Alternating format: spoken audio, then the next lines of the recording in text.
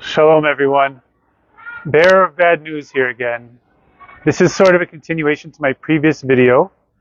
I'm just trying to get the light good so you see my ugly mug. Of the last video I did, which I explained why I believe that the massacre on Shmini Atzeret was an inside job. And many people are asking who would be behind this and what would be the motive behind this. So I'm going to get into that in this video. So before I start, it's important that you understand that Israel has a tradition of betrayal within the ranks.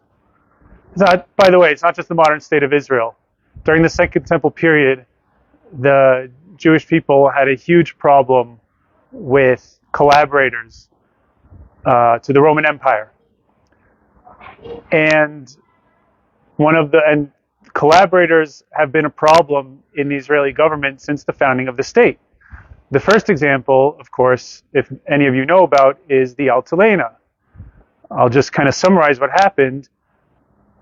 David Ben-Gurion and the Irgun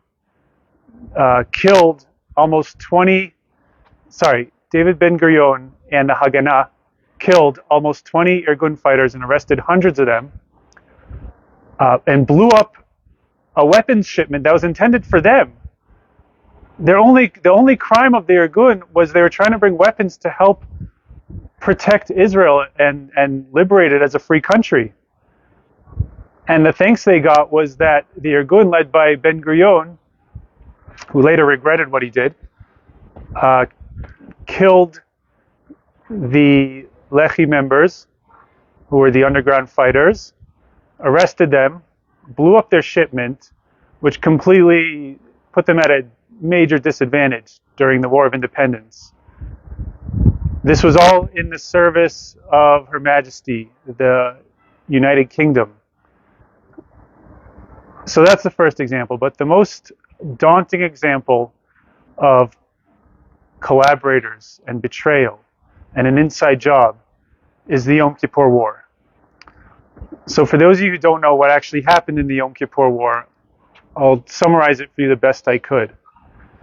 Essentially, in 1973, Egypt suffered a serious blow from the 67 war. They suffered a serious blow to their pride. Henry Kissinger wanted to wean Egypt off of Russia. This was during the Cold War, when America and the USSR were fighting for hegemony in the Middle East, among other places. And the U.S. wanted to wean Egypt off of Russia and onto America so that Egypt would be a patron state of the U.S., like Israel is, instead of Russia. That's part of the U.S. asserting their control throughout the region. So Kissinger had an idea to restore Egyptian pride, as President Sadat wanted him to. He would have Sadat wage a war with Israel, give him a somewhat of a victory so that he has something to brag to his people about. And then from there, Kissinger, who was the Secretary of State at the time of the U.S., would negotiate peace between Israel and Egypt. That was the plan. So what happened was Defense Minister Moshe Dayan was in on this plan, and only two other people really knew about it. That was the commander of the Northern Front, the commander of the Southern Front. His name was Darush, and the intelligence officer. So there's only about 3 or 4 people in it. Maybe the chief of staff also. They knew something was up. Moshe Dayan basically said to the head of the Southern Command, he said, listen, here's what we're going to do. We're going to allow the Egyptians to attack. And we're not going to fight back right away. This is well documented. There's eyewitness testimony to all of this. Now, it's unlikely that Moshe Dayan's plan was that so many soldiers would be killed. See, Moshe Dayan imagined that the Egyptians would wage war. He would sacrifice about 100 to 200 Israeli troops, and then they would fight back so that Anwar Sadat would get his pound of flesh, and then they would fight back, and then Kissinger would kind of come in and negotiate peace.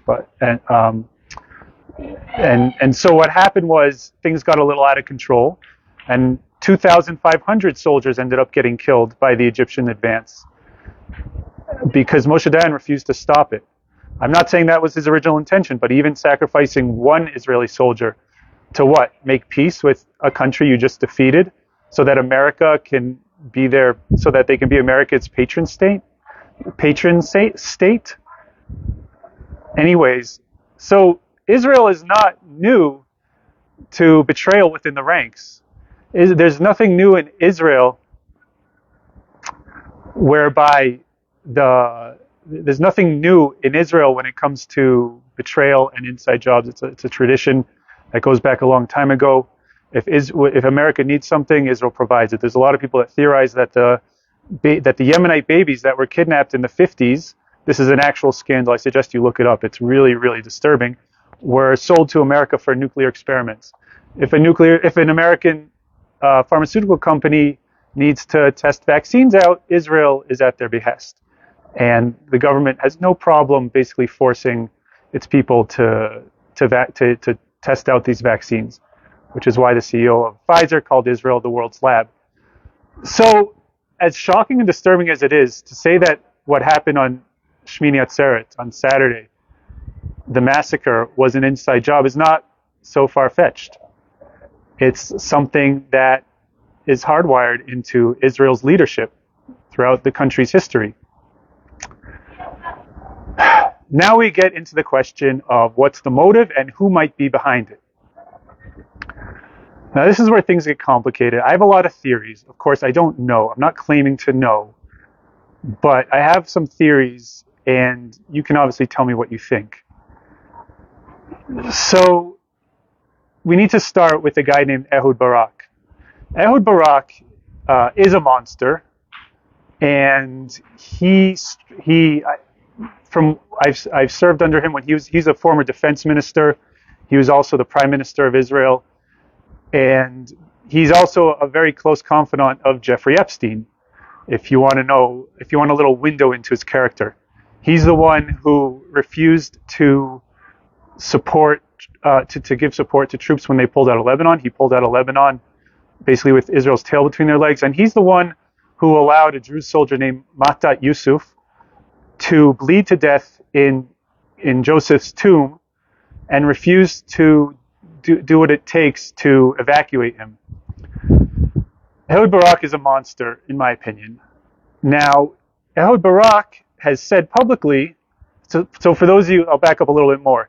Those of you who don't know, there's a whole judicial reform thing going on in Israel where the right wing kind of wants the judicial reform, the left wing doesn't want the judicial reform. All these judicial protests you hear about blocking major highways, it's all funded, it's all backed, it's all managed and operated by Ehud Barak. He's kind of the mastermind behind it all. Jeffrey Epstein's best friend. He was caught trying to sneak into Jeffrey Epstein's estate. There's documented footage of that.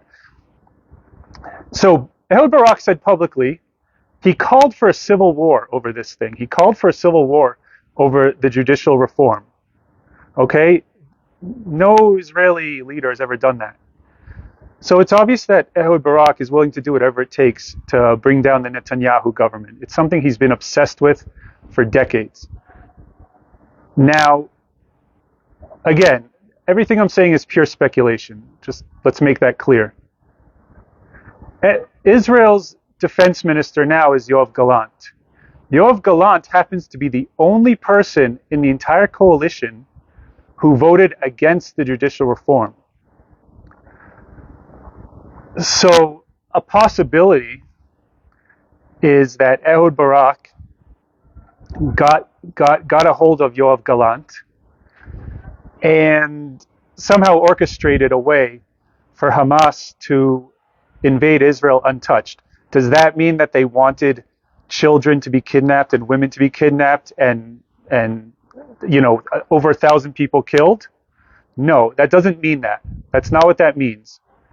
They might have wanted some limited kind of justification to, some limited kind of incursion, some limited invasion, and then they would allow the Israeli army to basically defeat them. But like the Yom Kippur War, it's very possible that things didn't go as planned, things got out of hand, and and that's the result of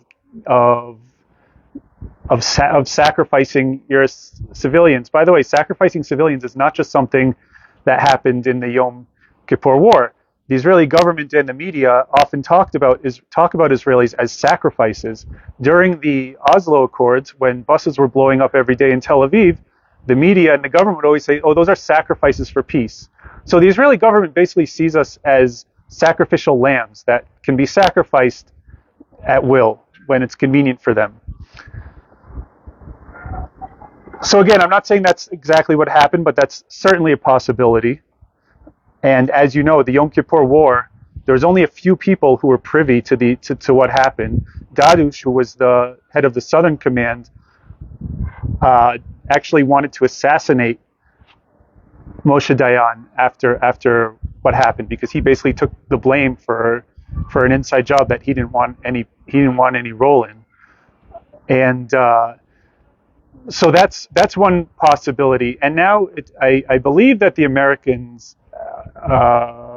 if it was orchestrated that way, I believe it's somehow connected to America, who is now sending aid. Now, America sending aid to Israel in a war against Gaza makes zero sense. Like I said yesterday, Gaza's air force is comprised of hang gliders. Israel doesn't need aid from America to fight Gaza. But I believe that this can quickly devolve into a Ukraine type situation where America beats the drums for war, and they're already bankrolling Ukraine. They're gonna they might bankroll Israel as a way to get at Iran. I don't know. I'm not claiming to know exactly what's in store, but the fact that America is getting involved with aid for a war against Gaza, whose entire military, their most advanced military mode of transportation is a pickup truck, it's extremely strange. It's extremely strange, and it's something that we should all be worried about, and we should all be vigilant of. Where exactly this war is going. Now, unfortunately, I'd like to say that Israel is completely decimating Gaza, and that they're not taking it easy on them this time like they did in every other operation. But it doesn't seem that way. It seems like they're still warning people to evacuate buildings before bombing them. It seems like they're bombing very selective buildings, and it seems like there's just I know there's a lot of reports of deaths in Gaza, but you really can't believe the reports. You can't believe anything. The truth is, you can't believe anything. It's very possible that Israel is doing a lot more damage than what's being reported. I don't know, but it doesn't seem that way. It doesn't seem that way based on the little amount of international outrage that we usually get. So there's a lot of moving parts here, a lot of things at play, a lot of things that we have to kind of look out for in the laws, a lot of things we don't know. This is a big rabbit hole. I'm not claiming to know the answers. A lot of what I'm saying is speculation, but there's too many things that don't make sense that beg us to ask these important questions. And I hope you ask these questions as well. And God bless. I mean, it's a very confusing time. We don't know all the answers, and we need to not pretend like we do. But on the other hand, it's not a time to trust. We can't trust the IDF. We just can't trust. If the IDF can't secure the Gaza border, what can they secure? And before I finish, I want to just say something that Moshe Feiglin said. He disagrees with me. He's someone who I respect a lot. He disagrees. He doesn't think it was an inside job. He actually thinks that the IDF has been so pussified that they basically don't know how to fight anymore. They literally don't know what to do when under attack. I don't believe that, but I respect his opinion. Now he says, and this is an important message because it hasn't really been translated into English, so I'll do the honor. I'm paraphrasing what Moshe Feiglin said. He said, here's what's going to happen. If Israel doesn't turn if Israel doesn't turn Gaza into dust, if Israel doesn't turn Gaza into Dresden, if Israel doesn't occupy Gaza, if it reconquer Gaza, if this is just another half-ass incursion like all the other operations with fancy names, then what's going to happen is what happened in the kibbutzim in the south, in kibbutz Be'eri, is only a sneak preview of what's to happen in all of Israel. Hezbollah will get in. All the Arabs are watching. All the Arabs are watching how Israel will respond to this. If Israel does another half-assed response, you're going to see Hezbollah. This is their moment. The Arabs have been dreaming of this day. They're going to attack Israel from the north. The Arabs in Judea and Samaria where I live are going to attack. They all have rifles. They're all armed to the teeth. The Israeli Arabs all have rifles, even grenades. They're going to attack. From within and without, all the Arabs will try to do to every town and city in Israel, throughout Israel, north and south, what they did to Kibbutz Be'eri on Shmini Atzeret. So we better hope that Israel turns Gaza into a ball of dust and that we go back and reconquer it. Because if not, they're coming for us from every direction, from every part of Israel, because they've been dreaming of this day since 1967. And they're armed to the teeth. They have bigger rifles than we do, and they're slightly crazier than we do. Another good reason to trust in God and not in governments. That's all for now. Love you all. God bless.